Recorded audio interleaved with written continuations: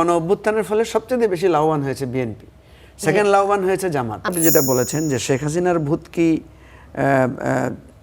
বর্তমান সরকার প্রধান বা বর্তমান সরকার সবার উপরে ভর করছে, আসলে আমরা দেখছি যেই ক্ষমতায় যাচ্ছে তার উপরেই ওই একক ক্ষমতার নিয়ন্ত্রণ, একদলীয় শাসন ব্যবস্থা, দলীয় লোকদের নিয়োগ। আপনি দেখবেন বিসিবির নিয়োগ নিয়ে যথেষ্ট সমালোচনা হয়েছে, বাংলাদেশ ব্যাংকের গভর্নর নিয়োগ নিয়ে যথেষ্ট সমালোচনা হয়েছে। কারণ বাংলাদেশ ব্যাংকের গভর্নর যারা ছিলেন তাদের ব্যাপারে একটা আশাবাদিতা ছিল যে এরা একটু নিরপেক্ষ লোক এবং ভালো পারফর্ম করছিলেন। বিসিবিতে যিনি একটা নির্বাচিত কমিটি ছিলেন, সেই নির্বাচিত কমিটিতে একজন স্বনামধন্য সুখ্যাত বাংলাদেশ ক্রিকেটের বলা যায় যে মানে ঐতিহাসিকভাবে যারা ভালো ভূমিকা রেখেছেন তাদেরই একজন প্রতিচ্ছবি সেখানে ছিল। কিন্তু সেগুলোকে সরিয়ে যখন সেখানে দেখা যাচ্ছে নানা মোড়কে দলের লোকদেরকে একটা প্রশ্ন চলে আসে, অন্তর্বর্তী সরকারের আমলে তাহলে কি হয়েছিল? তো তখন তো একটা পরিবর্তন আমরা হয়তো আশা করেছিলাম, এই সরকারের উপর না হয় ভূত চেপে বসেছে, অন্তর্বর্তী সরকার কি পারেনি সেই বিষয়গুলোকে সমাধান আনতে?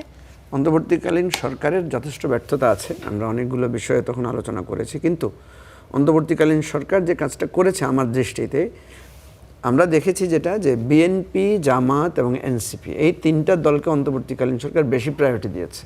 আপনি যতগুলো নিয়োগ দেখবেন এই তিনটা দলেরই অপেক্ষাকৃত যোগ্য লোকদেরকে, মানে যাদের ব্যাপারে কোনো বিতর্ক নেই এরকম লোকদেরকে তারা নিয়োগ দিয়েছে। আপনি যদি দেখেন এখন বিএনপির মধ্যে আপনি দেখবেন এই যে আইনমন্ত্রী যিনি হয়েছেন অন্তর্বর্তীকালীন সরকারে, উনি কিন্তু ফুল ফ্লেজেড আপনার অ্যাটর্নি জেনারেল ছিলেন। আপনি যদি সচিবদের দিকে তাকান, নির্বাচন কমিশনের দিকে তাকান, ইভেন আপনি দেখবেন রাষ্ট্রপতি নিজেই বলছেন যে আমি বিএনপির কাছ থেকে অনেক আশ্বাস পেয়েছি, বা তারেক রহমানের কাছ থেকে বা মির্জা ফখরুল ইসলাম আলমগীরের কাছ থেকে উনি যথেষ্ট হেল্প পেয়েছেন। আবার এনসিপি তো বলে যে বিএনপিকে বেশি প্রায়োরিটি দেওয়া হয়েছে, এরকম এক কথাও কিন্তু উঠে আসে যে অনেক বেশি সুযোগ সুবিধা দিয়ে তাদের কাছে ক্ষমতা হস্তান্তর করা হয়েছে। বিএনপিও বেশ কিছু জায়গায় দাবি করেছে।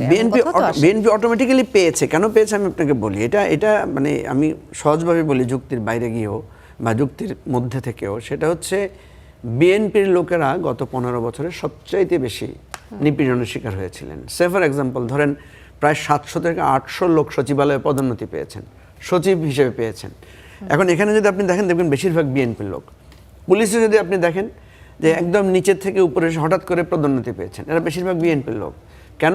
এদেরকে বিএনপি জামাত বলেই এদের কিন্তু তাদের পদোন্নতি বঞ্চিত করা হয়েছে, তাদের উপরে জুলুম অত্যাচার করা হয়েছে। তো ফলে দেখা যাচ্ছে যে ব্যাংকগুলো, তারপরে ইভেন আমি যদি দেখি পত্রিকা অফিসগুলোতে আপনি দেখবেন পত্রিকার সম্পাদক বদলেছে বেশিরভাগ বিএনপির লোক। তো এখন যেটা দাঁড়াচ্ছে সেটা হচ্ছে বিএনপির লোকেরা সুবিধা পেয়েছে যেহেতু তারা 15 বছর ধরে নানাভাবে বঞ্চিত ছিল। সেকেন্ড বঞ্চিত ছিল জামাতের লোকেরা, ফলে জামাতের লোকেরাও সুবিধা পেয়েছে। এখন বিএনপির অভিযোগ হচ্ছে যে জামাতের লোকদেরকে সুবিধা বেশি দেওয়া হয়েছে, জামাতের অভিযোগ হচ্ছে বিএনপির লোকদেরকে বেশি সুবিধা দেওয়া হয়েছে। আসল কথা হচ্ছে আমরা যেটা দেখি আমাদের এই যে গণ অভ্যুত্থানটা হয়েছে এটা হচ্ছে একটা প্রাকৃতিক, আমরা অনেক সময় খরায় ভুগি না, খরায় ভুগলে কি হয়, আমরা সবাই বৃষ্টির জন্য প্রার্থনা করি, বৃষ্টি চাই। তো তখন যখন বৃষ্টি আসে সবচাইতে বেশি জমিতে বৃষ্টিতে লাভবান হয় কে? যার বেশি জমি আছে সে। সেকেন্ড লাভবান হয় যার তার চাইতে একটু কম জমি আছে তার। তো বেশি জমি হচ্ছে বিএনপির, ফলে গণ অভ্যুত্থানের ফলে সবচেয়ে বেশি লাভবান হয়েছে বিএনপি, সেকেন্ড লাভবান হয়েছে জামাত। আবারও আসবো আপনার কাছে মুজিবুর রহমান।